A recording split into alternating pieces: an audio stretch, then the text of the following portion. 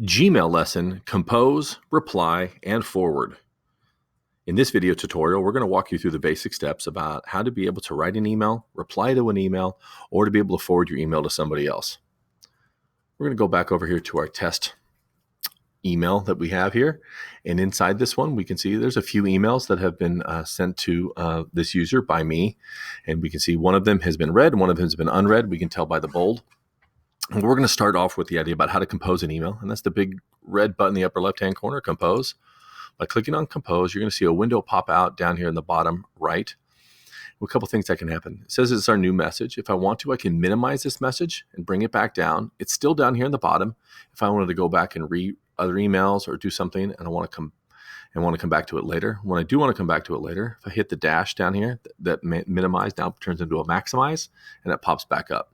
If I wanted to be able to make this larger, that's what this is right here. And you can see there's a shift for pop-up, and this will now take this into a full screen mode if I want to be able to make that larger or bring that back down. So by typing in here, simply you bring in, start typing in the person. And since we're all Rockland Unified employees are already inside Gmail, by simply typing in a user, I can type in, like for here example, Claire Fortenberry, and all of a sudden it'll bring up her as anybody else who also starts with CF. And Claire, I can either click on that one and it'll pop up. Also, what you can do is just hit the enter button as well too. So I can, let's say, go down to Colin Brown and hit enter, and now the two of them are on that list. If I wanted to remove anybody, there's an X to the right of it. I can just simply click the X and that is gone.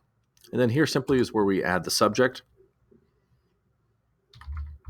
All right, this is a test. And then down here in the bottom is where this is the body of the email.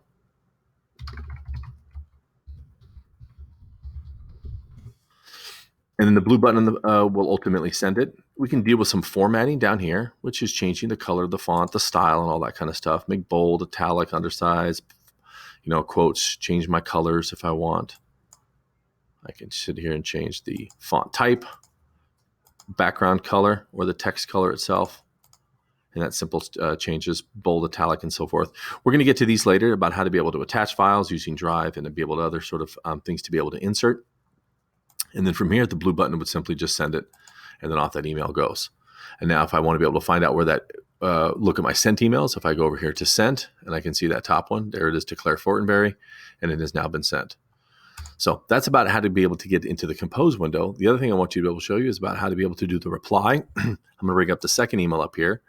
And so in this one, there's an email from Ryan O'Donnell, and it was sent to this test user as well as to Claire Fortenberry. And so if I want to be able to reply to this thing, there's a couple different ways. At the very bottom, I have reply all, and forward.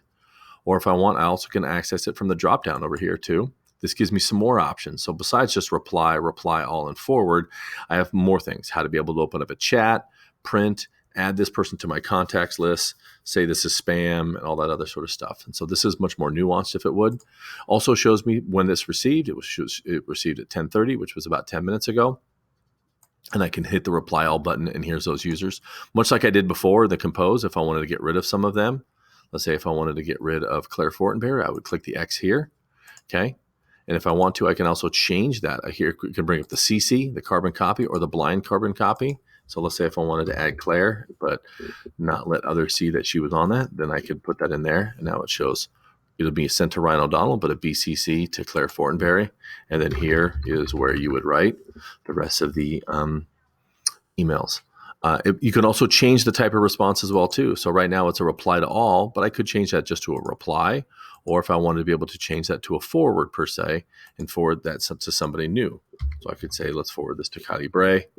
And again, just typing in those, the names, you can see they automatically will come up.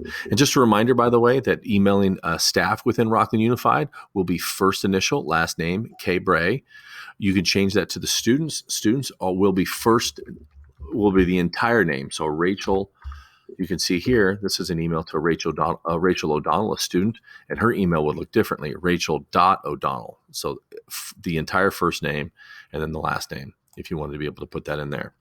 And so that is how to be able to send, to compose, reply, and forward.